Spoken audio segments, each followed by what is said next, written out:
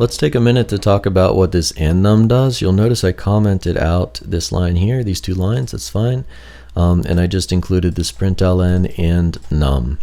And you'll notice I printed it here. This is actually printing a memory address of where the value for num is pointing to in memory. So this is kind of a little more computer sciencey, but we're not going to get into references and pointers right now. All I want to say is that this and num gets passed into scan, and what it does is it's able to reassign the value of num without having to return the new value of num, is pretty much what we're doing here.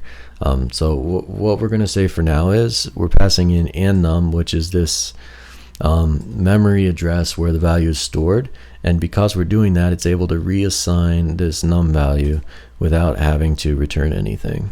There's a lot more to it than that, and that may not be the best way to explain it like full on, but for our purposes I think that is the best way we can explain it.